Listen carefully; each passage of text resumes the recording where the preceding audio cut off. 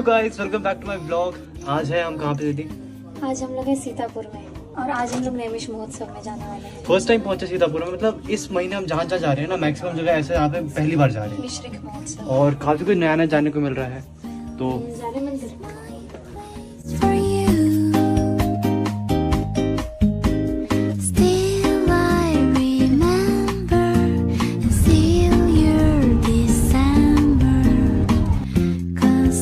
नैमिषारण्य के बारे में बहुत सारी ऐसी बातें हैं जो हम आज आपको इस ब्लॉग में बताएंगे। बहुत सारे लोगों को नहीं मालूम होगा, लेकिन मुझे लगता है कि ये ब्लॉग बहुत इन्फॉर्मेशनल होने वाला है। चलिए और आपको बताते हैं।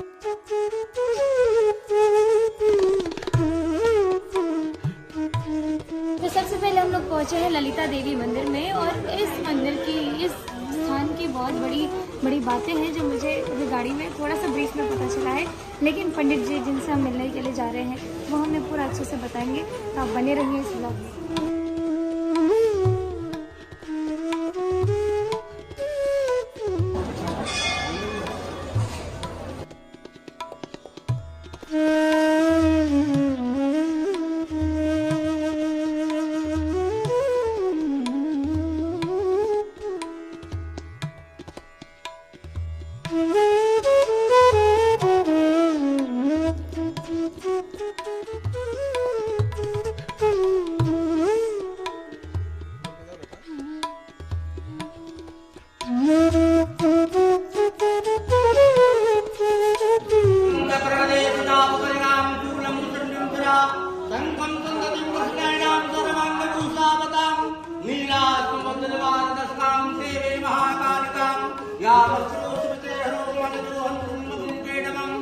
दुर्गा प्रगतिरतां नौ चंडी महादुर्गा देव्यै नमः, ललिता देव्यै नमः, ओम ऐं ह्रीं क्लीं चामुंडाय विचे नमः। सभी लोग अपने मन में अपना नाम स्मरण करिए, माता रानी से प्रार्थना करिए कि हे माँ जगदम्बा, आज के दिवस में हम आपका दर्शन कर रहे हैं। जब हम माता का दर्शन करते हैं तो हमें पूर्ण शक्ति प्राप्त हो जाती है। क्यों प्राप्त हो जाती है?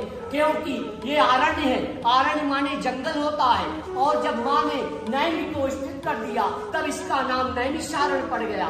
माँ का जब दर्शन करते हैं जैसे पूर्ण शक्ति प्राप्त होती है। आधे शरीर में माता गौरी, आधे शरीर में भगवान शिव और बीच में गणपति का हम दर्शन करते हैं। जब गणपति का दर्शन करते हैं तो नैमिषारण्य में 4 गुना फल प्राप्त हो जाता है, और 4 गुना फल तब प्राप्त होता है जब हम माता रानी का पूर्ण फल प्राप्त करते हैं और पुष्प चढ़ा करके अपने मन में ही माता रानी को हम अपना नाम स्मरण करते हैं। और जब नाम स्मरण करते हैं तो माँ भगवती प्रसन्न होकर के धन, पुत्र, लक्ष्मी, वैभव, कीर्ति, यश तथा प्रतिष्ठा में प्राप्ति होती है, और शरीर के सभी रोग पीड़ाएं सब शांत हो जाती हैं। इसलिए बड़ी श्रद्धा के साथ हम माता रानी का पुष्पांजलि करते हैं। बोलिए बाबा। बोल सके दरबार की जय।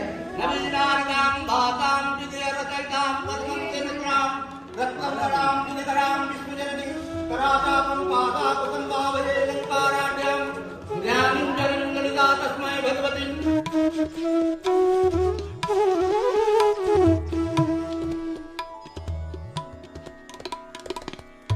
माता के साथ जो भी आपको कहना है मुझे अपने कह दीजिए, थोड़ा गीत गा दीजिए जो आपकी इच्छा। ब्रह्म ललिता नारायणी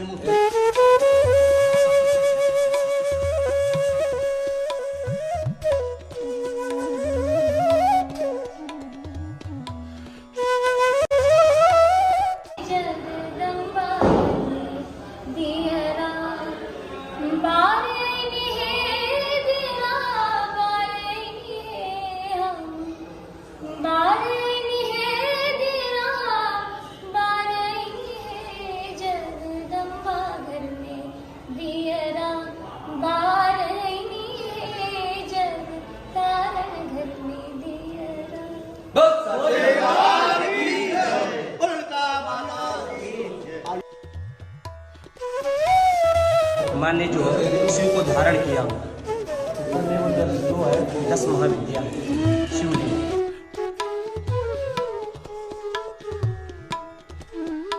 ओम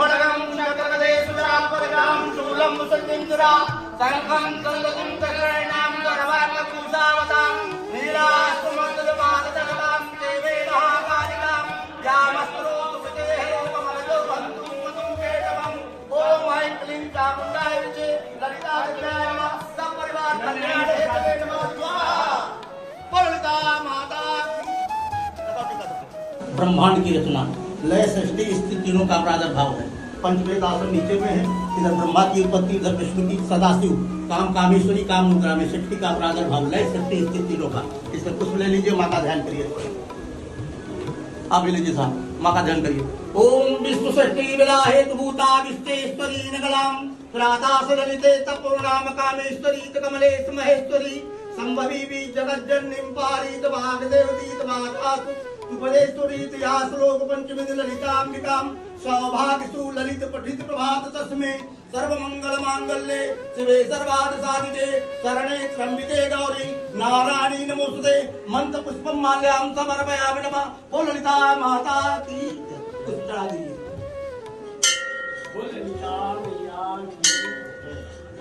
इसलिए लिंगम बीजम धरि ब्रह्म को धारण करने वाली सती नैमिष में लिंग धारण नाम से, फिर आगे ललिता नैमिष से लिंग धारण, लिंग को धारण किया जहाँ पे लिंग धारण।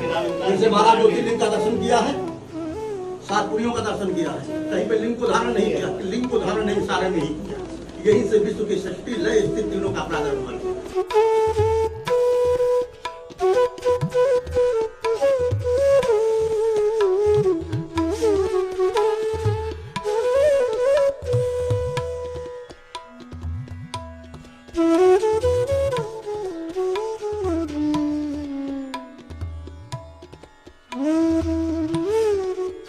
अभी हम लोग पहुंचे हैं चक्र तीर्थ पर और यहाँ के चक्र यहीं पर आकर के गिरा था, ब्रह्मा जी का चक्र। और उन्होंने ये कहा, जब लोगों ने ये पूछा था कि हम कहाँ पे पूजा करें, क्योंकि उस समय ऐसा था कि पूजा करने पर बहुत सारे उत्पाद मचा रहे थे जो राक्षस लोग थे। तो ब्रह्मा जी ने इसका ये एक निवारण दिया कि जहाँ पे ये चक्र मेरी रुकेगी वहीं पे आप सभी लोग बैठ के पूजा कर सकते हैं। वर्ल्ड का सेंटर भी है और ये पूरी दुनिया का ये सेंटर बिंदु है, सेंटर बिंदु है, केंद्र बिंदु है। और ये हम लोग क्या ही आज सुंदर दिन है जो हम लोग ये सभी चीजें देख पा रहे हैं, जो मतलब बहुत दुर्लभ चीजें हैं ये पूरा तीर्थ यात्रा करना।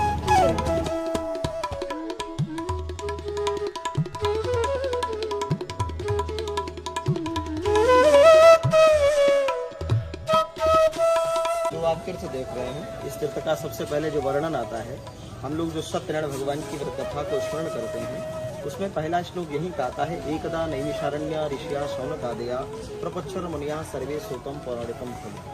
यहीं पर बैठकर महर्षि सूत जी ने शौनकादिक ऋषियों को प्रथम बार ऋषियों को श्री सत्यनारायण भगवान की कथा का रसपान कराया। भगवान ब्रह्मा ने जब सृष्टि का प्रादुर्भाव किया तो प्रादुर्भाव करने के पश्चात सबसे पहले उन्होंने कालखंडों का विभाजन किया, समय का विभाजन किया, सतयुग, त्रेता, द्वापर और कलयुग। हर युग की अलग अलग सीमा गणना हुई। तो पद्म पुराण के अनुसार श्लोक आया, सतयुगे नैमिषारण्य त्रेतायाम च पुष्करे द्वापरे कुरुक्षेत्रे कलौ गंगापुर कपि। सतयुग में नैमिषारण्य तीर्थ की उत्पत्ति हुई, त्रेता में पुष्कर तीर्थ की उत्पत्ति हुई, द्वापर में कुरुक्षेत्र की उत्पत्ति हुई और कलयुग में भगीरथ जी के माध्यम से गंगा जी का प्रवर्तमान।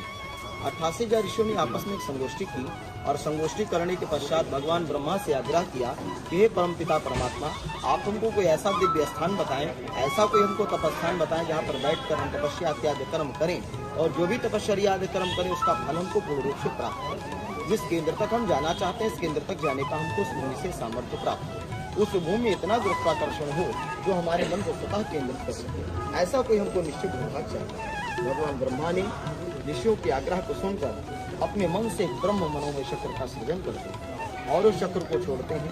ऋषियों से कहते हैं ये चक्र जहाँ पर क्षीण हो जाएगा, अर्थात इस चक्र मन रूपी चक्र को जहाँ पर मन को एकाग्र करने वाली भूमि प्राप्त होगी, ये मन वहीं पर क्षीण हो जाएगा। 88 ऋषि इस चक्र के पीछे में चलते हैं। ये चक्र पूरे पृथ्वी मंडल का भ्रमण करता है, जम्बूकारण्य, उत्पलारण्य, सिंधवारण्य, दंडकारण्य, अभयारण्य, इसी प्रकार से समस्त आरण्यों का भ्रमण करता हुआ इस आरण्य में प्रवेश करता है। जैसे इस आरण्य में प्रवेश करता है, इसकी शक्ति एकाएक पृथ्वी पर क्षीण होती है, इतने वेग से क्षीण होती है कि इसमें पातालों का भेदन प्रारंभ करती है। ऋषियों ने देखा इस प्रकार से अगर ये शक्ति पृथ्वी का भेदन करेगी, पातालों का भेदन करेगी, जो पृथ्वी की शक्ति है, गुरुत्वाकर्षण जो शक्ति है वो नष्ट हो जाएगी। पुनः भगवान ब्रह्मा का आवाहन किया। भगवान ब्रह्मा से कहा जो आपने शक्ति छोड़ी हो तो रसातल में प्रवेश कर चुकी है, उसे रोकने का कोई उपाय करें। भगवान ब्रह्मा ने कहा यह शक्ति है, इस शक्ति को केवल आदिशक्ति ही धारण कर सकती है। आप लोग जाइए, नैमिषारण्य में ही एक परारूपी शक्ति है, वो तपस्या के रूप में निवास कर रही है। आप लोग उन शक्ति का जागरण करें। ऋषि लोग यहाँ पर आते हैं, माँ का आवाहन करते हैं, या देवी सर्वभूतेषु शक्ति रूपेण संस्थिता नमस्तस्यै नमस्तस्यै नमस्तस्यै नमः। ऐसा जब आवाहन होता है तो ऋषियों का मन हृदय अत्यंत द्रवित होता है। तो दुर्गा सप्तशती में आता है हृदय ललिता देवी। हृदय की नाम की शक्ति का, हृदय की रक्षा करने वाली शक्ति का नाम है ललिता देवी। इस नैमिषारण्य तीर्थ में आपको और आपका समस्त परिवार सहित आपका हार्दिक स्वागत वंदन है और भगवान नारायण से कामना आपकी ख्याति देश विदेश चारों तरफ सूर्य के प्रकाश की तरफ से।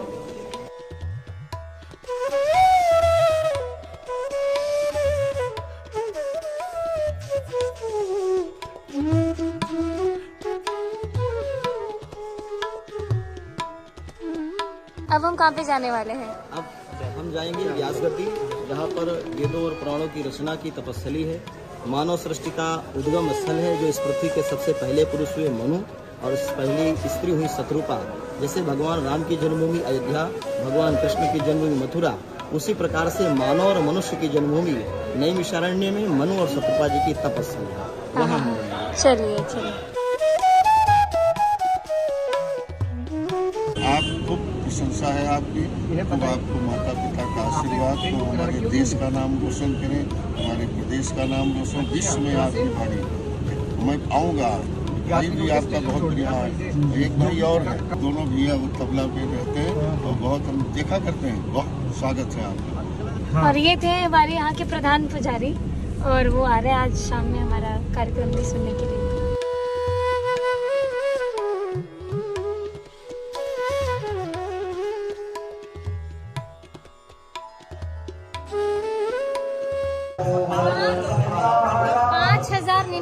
वर्ष पुराना वृक्ष।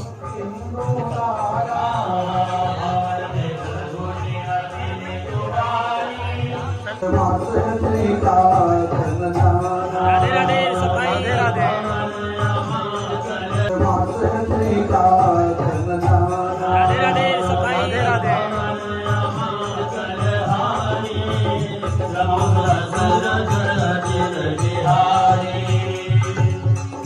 चार वेद का विभाजन,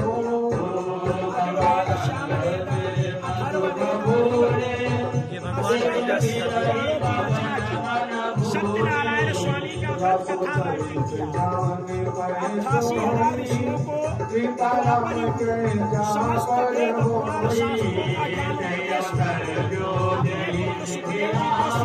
भागवत का।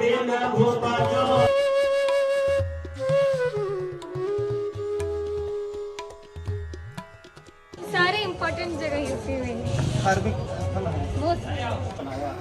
ये खाली मतलब अब बिल्डिंग सी तो सब मान लिया रखी है। ये पहले कच्चा हुआ करता था। ये पंडित जी बताएंगे। बस शाम को नहीं। हाँ, जय श्री राम, जय श्री राम। बच्चे बहुत आनंद है जी सर, कृपा आप पर है।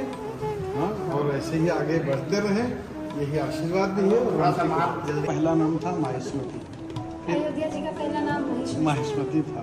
तो उसी वही जो है, जब राम वहाँ पैदा हुए, जन्म लिया, तब वो अयोध्या कहलाई। इसलिए जहाँ राम होते हैं वहाँ अयोध्या होती है, और जहाँ अयोध्या होती है वहाँ राम, ये जरूरी नहीं है।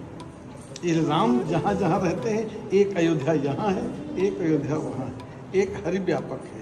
राम अयोध्या भगवान का एक नाम है। तो वो सृष्टि का प्रारंभ यहाँ से हुआ था। 23,000 वर्ष तक मनु महाराज ने यहाँ तपस्या की। हमारे पूर्वज हैं। राम की जन्मभूमि अयोध्या, कृष्ण की जन्मभूमि मथुरा, मानव का जन्मभूमि नैमिषारण्य। हम सबकी जन्मभूमि नैमिषारण्य की है। हम सबके बाप की जगह कहते जगह है।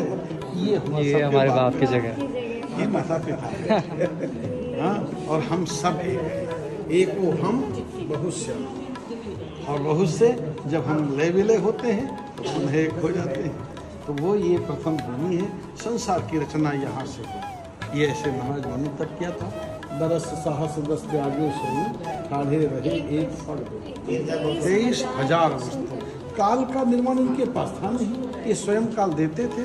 आयु तो हम सबकी है, ये तो वायु से परे हैं, ये तो पृथ्वी जल तेज वायु आकाश जिससे शरीर बना, इन्होंने छोटा छोटा थोड़ा थोड़ा बांट दिया प्रसाद, तो प्रसाद लेकर हम घूम रहे हैं। और हमारा आयु कर्म वित्तम विद्या और निधन 5 चीजें दी है, वही हम संसार में यहाँ भरण पोषण करते हैं, खर्च करते हैं, और जब पूरी हो जाती है घर लौट जाते हैं। 500 रुपये लेकर के यात्रा पर निकले थे, और जब खर्च होने लगते हैं तो यात्रा का मूड बन जाता है, निकलो तो निकलो, निकल जाते हैं, फिर व्यवस्था करें, फिर आते, यही आवरण है। तो ये इस सब सृजन का भूमि ये स्थल है।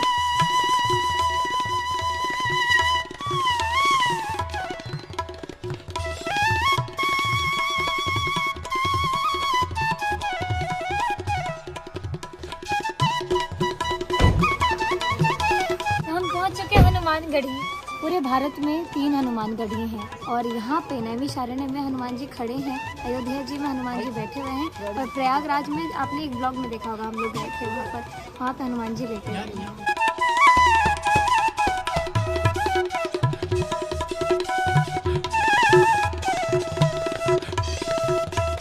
तो हनुमान जी गए हैं, अहिरावण का वध किया पाताल के अंदर, नैमिषारण्य में प्रकट होकर 88,000 ऋषियों को दर्शन दिया है, आशीर्वाद दिया है, वही ये दर्शन है। एक कंधे पे भगवान राम, दूसरे कंधे पे लखनलाल, और पैरों के नीचे ब्लैक दिखता अहिरावण। जिस किसी के ऊपर शनि राहु केतु मंगल दशा लग जाती है, तो शनिवार और मंगलवार को बाबा केवल घी सिंदूर का अभिषेक कराने से वो ग्रह कष्ट नहीं देते, ऐसा विशेष महत्व है। ये दक्षिणमुखी स्वयंभू दर्शन है। वैसे तो 3 हनुमानगढ़ी है, अयोध्या जी में बैठे हुए, प्रयागराज में लेटे हुए और नैमिषारण्य में खड़े हुए, लेकिन तीनों में स्वयंभू दर्शन आंजनेय स्वामी का।